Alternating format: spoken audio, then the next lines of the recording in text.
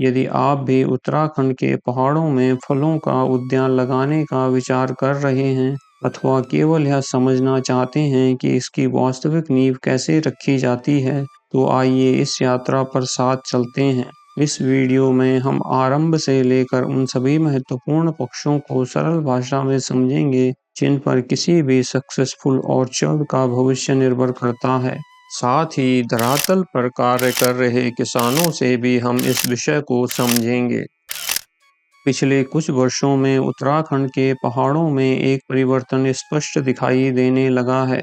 जिन खेतों में कभी केवल पारंपरिक फसलें दिखाई देती थीं, वहीं आज अनेक स्थानों पर फलदार पौधों की नई पंक्तियां भी उभर रही हैं। कहीं छोटे-छोटे सेब के उद्यान विकसित हो रहे हैं, तो कहीं ऐसे किसान भी हैं जिन्होंने अपनी पारंपरिक खेती के साथ फलोद्यान को जोड़कर आय का एक नया स्रोत बनाया है। यह परिवर्तन केवल खेती का नहीं, बल्कि सोच का भी है। अब किसान केवल आज की फसल नहीं, बल्कि आने वाले वर्षों के बारे में भी विचार कर रहे हैं। तो सारा मतलब वही किंग रोड ही है? ये वाली बेड एक किंग रोड की है, ये वाला अच्छा, बेड। अच्छा। जी, ये किंग रोड का बेड है। ये थोड़ा वो कर दे रहे ना। हाँ, ये मारने वाले हैं। ये फर्स्ट ही साल है इसका, देखो ये। हाँ, एक साल में है। एक ही साल। एक क्वालिटी देखो, पिछले साल फरवरी में लगाए थे, तो क्वालिटी में कुछ 300 प्लस पौधे हैं ये। 300 प्लस है ना? हाँ जी। पर तीन साल तक आप इसको ऐसे रखोगे, उसके बाद फिर धीरे धीरे, हाँ, तभी तो ग्रोथ भी अच्छी हो रही है। जी देखो। जी जी। बिल्कुल, अभी एक साल कर रहे हो ना आप? हाँ देखो, एक साल में अच्छी ग्रोथ है। हाँ। तो ये तो बेडिंग सिस्टम कर रखा है हमने ना। हाँ, बेडिंग ना। हाँ, तो खुद ही किया था हमने कहा कि जब काम करना ही है, हालांकि मैं 300 पौधे पे काम करूंगा और मेरे बेड अच्छे हैं और अच्छे प्रोटेक्शन निकल रहा है, तो क्या चाहिए। और मैंने निकाला, खैर 1000 पौधे, उस पर कोई वो नहीं है। हाँ जी, हाँ जी। तो नहीं, काम तो पहले स्टार्टिंग में कम से ही करना चाहिए, जी। फिर धीरे धीरे तो आप बढ़ा ही सकते हैं। उसमें कोई दिक्कत थोड़ी है। तो ये नहीं, बहुत अच्छा। तो सेब है ना इसमें सारा, है ना? हाँ, ये सारा सेब ही है। किंतु एक प्रश्न आज भी उतना ही महत्वपूर्ण है जितना पहले था। क्या केवल पौधे लगा देने से एक सफल उद्यान तैयार हो जाता है? उत्तर है नहीं। इसका आरंभ होता है सही जानकारी, उचित योजना और धैर्यपूर्ण निर्णय से। सेब की लगातार बढ़ती मांग और बाजार में मिलने वाले दाम को देखते हुए कोई भी इस तरह की फार्मिंग को करना चाहेगा, लेकिन क्या ये इतनी सरलता से किया जा सकता है? फलदार वृक्ष एक दिन में फल नहीं देते, उन्हें समय चाहिए, देखभाल चाहिए, धैर्य चाहिए। किंतु जब उन्हें उचित वातावरण मिलता है, तब वे कई वर्षों तक फल देते रहते हैं। इसी कारण फलोद्यान को केवल एक फसल नहीं, बल्कि एक दीर्घकालीन निवेश माना जाता है। किंतु यदि फलोद्यान लगाना इतना लाभकारी है, तो क्या किसी भी भूमि पर कोई भी फल लगाया जा सकता है? यहीं से आरंभ होता है वह निर्णय जो आने वाले कई वर्षों की सफलता और असफलता निर्धारित कर सकता है।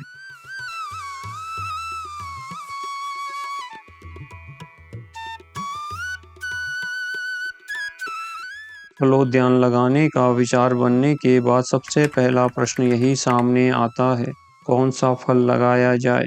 अनेक लोग इस प्रश्न का उत्तर बाजार में खोजते हैं।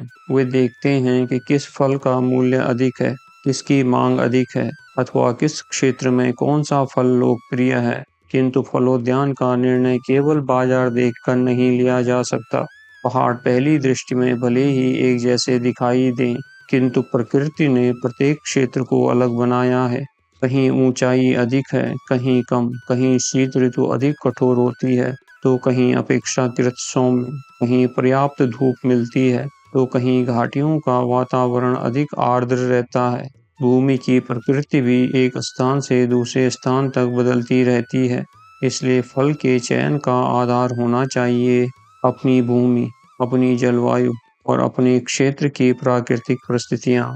अब एक और महत्वपूर्ण प्रश्न सामने आता है, क्या भूमि उसी रूप में पौधे लगाने के लिए तैयार होती है या उसके लिए भी पूर्व योजना आवश्यक होती है? जैसे ही 2025 शुरू हुआ, तो मैंने कहा यार चलो, अच्छी योजना भी चल रही है, कीवी मिशन चल रहा है, एप्पल मिशन चल रहा है, क्यों ना एप्पल मिशन पे काम करूँ मैं।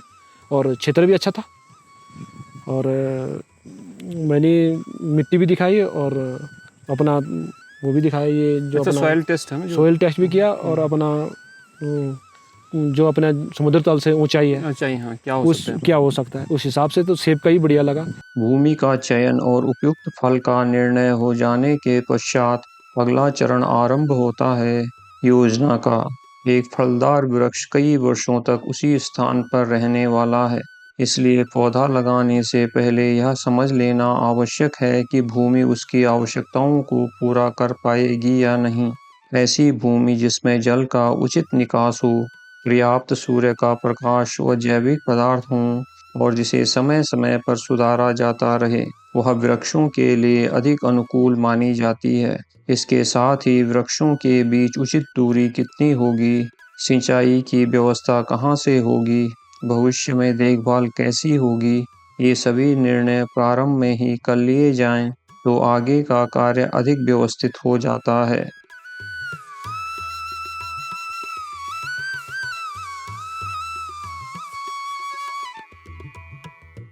फलदार वृक्ष का जीवन उस दिन आरंभ हो जाता है जिस दिन उसे भूमि में रोपा जाता है। यदि प्रारंभ ही स्वस्थ न हो तो आगे की देखभाल भी अपेक्षित परिणाम नहीं दे पाती। इसी कारण पौधे सदैव प्रमाणित और विश्वसनीय स्रोत से ही लेने चाहिए।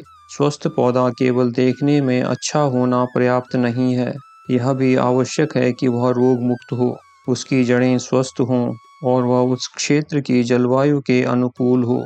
आज अधिकांश फलदार पौधे उन्नत रूट स्टॉक पर ग्राफ्टिंग की विधि से तैयार किए जाते हैं। सरल शब्दों में कहें तो एक ऐसा आधार चुना जाता है जो स्थानीय परिस्थितियों में अच्छा विकसित हो सके, और उसके ऊपर उस फल की उन्नत प्रजाति विकसित की जाती है जिससे अच्छी गुणवत्ता और उत्पादन प्राप्त हो।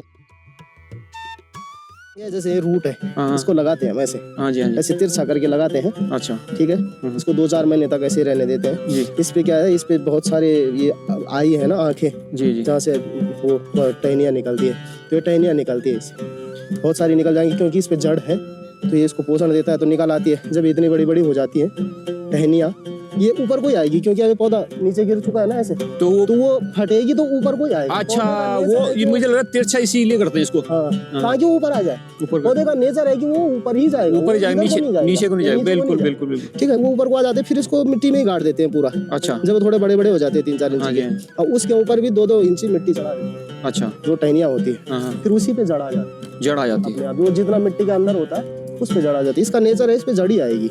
यहीं एक और बात समझना आवश्यक है। कुछ फलदार वृक्ष ऐसे होते हैं जिन्हें अच्छा फलन प्राप्त करने के लिए परागण करने वाले दूसरे वृक्षों की भी आवश्यकता होती है। इन्हें सामान्यतः परागण सहयोगी या पॉलिनाइजर कहा जाता है।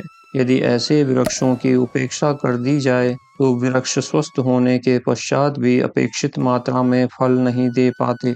इसलिए पौधे खरीदने से पहले यह जानकारी अवश्य प्राप्त कर लेनी चाहिए कि जिस प्रजाति का चयन किया गया है उसे पॉलिनाइजर की आवश्यकता है अथवा नहीं। तो वो एक थोड़ा सा आप अमित जानकारी देला कि मेल फीमेल जो हाँ, जी, तो जी। वो मेल अगर मेल नहीं होल ना जी, तो फल ही नहीं लगना। परागण जो पॉलिनेशन जी, तो स्वपरागण की उनकी मतलब वो स्त्रीकेसर पुंकेसर दुया होंगी।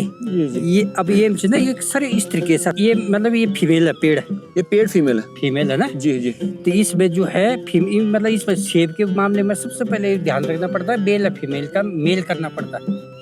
अच्छा, कि मतलब जैसे किस रेशियो में हाँ कि 4 पेड़ों के बाद एक फीमेल, अच्छा, ये बीच में ऐसा लगे कि जिससे वो चारों तरफ पोलिनेट कर दे, तो आप परागण कर दे। तो आप कैसे आइडेंटिफाई करते हो कि ये आइडेंटिफाई मतलब जब वहाँ से वही तो करो, मैं सबसे पहले मतलब बगीचा लगाने से पहले इस बात का ध्यान रखना पड़ेगा जी कि जो हमें पौधे मिले हैं वो मेल फीमेल मिले हैं कि नहीं मिले। अच्छा, मतलब कम से कम 4 पे एक पौधा होना चाहिए मेल। अच्छा, अच्छा, मतलब 5 पौधे ला रहे थे, 4 मेल, वो 1 मेल और 4 फीमेल वाली। हाँ। तो आप ये अब ये अब जैसे ये हाँ तो ये मतलब ये फल मतलब फूल से पता चल जाए मेल से फीमेल से। मतलब जो फीमेल में क्या होता है ना, एक जो है ऊपर जो बढ़ती कागर बोलती जैकड़ी, अच्छा, अच्छा, जी, आप पढ़ो ना, हाँ, जी, जी, जी, फिर ताल जाकर तभी अंडा सही। अच्छा, अच्छा, अच्छा, हाँ जी, अब जो वो फीमेल ये मेल समझ इस समय जो बड़ोल्स ना बड़ोल डॉग हाँ मेल। अच्छा, तो जब मतलब मधुमक्खी वे में जाली यार वो फिर ये माल तब परागण होना। फूलों के जगत में परागण पॉलिनेशन एक अद्भुत प्रक्रिया है, जहां नर भाग से निकला पराग पोलन मादा भाग तक पहुंचकर नए बीज और फल का जन्म करता है। इस यात्रा के सबसे बड़े सहायक हैं मधुमक्खियां। जब वे फूलों से रस लेने आती हैं तो उनके शरीर पर परागकण चिपक जाते हैं। फिर जब वे दूसरे फूल पर बैठती हैं तो वही पराग वहां के मादा भाग तक पहुंच जाता है। अर्थात मधुमक्खियां केवल शहद नहीं देती, बल्कि संपूर्ण कृषि और प्रकृति की जीवन रेखा बन जाती है। आज हम जो फल, सब्जियां और बीज खाते हैं, उनमें से अधिकांश मधुमक्खियों के परिश्रम से ही संभव होता है।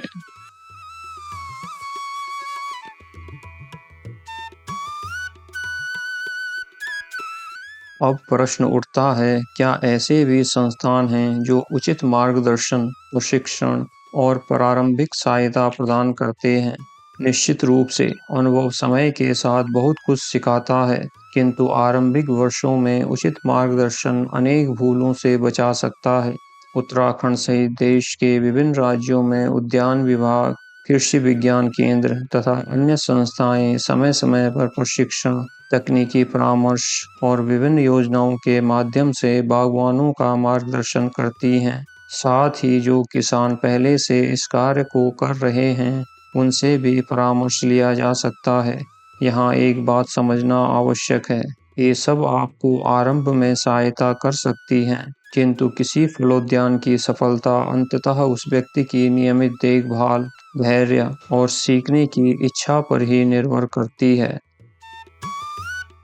उत्तराखंड का पहाड़ शताब्दियों से कृषि प्रधान रहा है। यहाँ की भूमि ने पीढ़ियों तक मंडुआ, झंगोरा, गेहूं, धान, चौलाई और अनेक पारंपरिक फसलों का पालन किया है। इन फसलों का अपना महत्व है और भविष्य में भी बना रहेगा, किंतु समय के साथ परिस्थितियां बदलती हैं और उनके साथ खेती के स्वरूप भी बदलते हैं।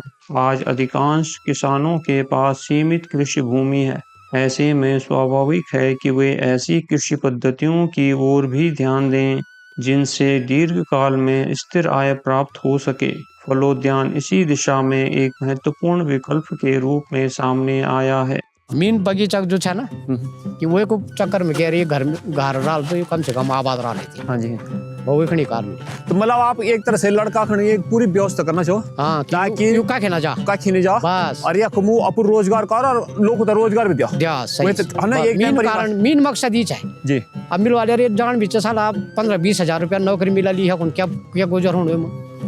तो ये से बड़े है कि भगवान चाल रही जय ढंग से हम मेहनत कर लाई पर तो बर्बाद नौकर खुद ही देर सकने।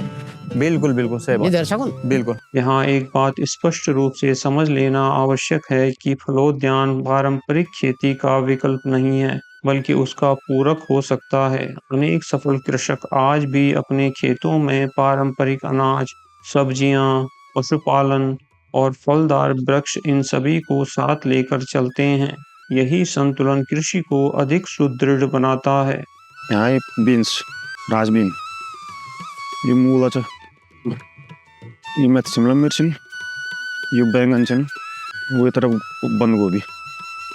तो ठीक कर आप देखो एप्पल ला तो बढ़ती बड़ी हाँ, ये रिसर्च सब्जी भी अपन उत्पादन होने रहा है तो सब चीज अभी सील्डिंग पर मैं आ रही हूँ, अब ग्राफ्ट कराई हूँ, स्कारलेट स्पॉट ये अलग ही वैरायटी है ना सेवा एक। अच्छा ये मतलब एक्सपेरिमेंट करना होगा क्या, मतलब ये हो सके नहीं हो क्या क्वालिटी बन मतलब बाकी सील्डिंग सब सील्डिंग पर ये भांग बिछ।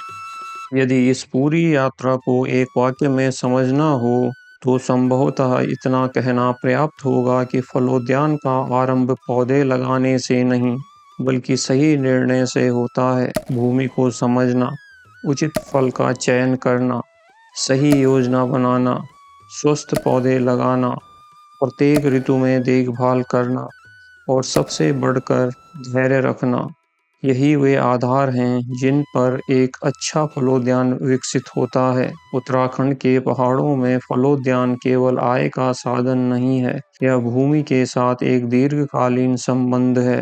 ऐसा संबंध जिसमें आज लगाया गया एक छोटा सा पौधा आने वाले वर्षों में परिवार, समाज और आने वाली पीढ़ियों के लिए भी उपयोगी बन सकता है।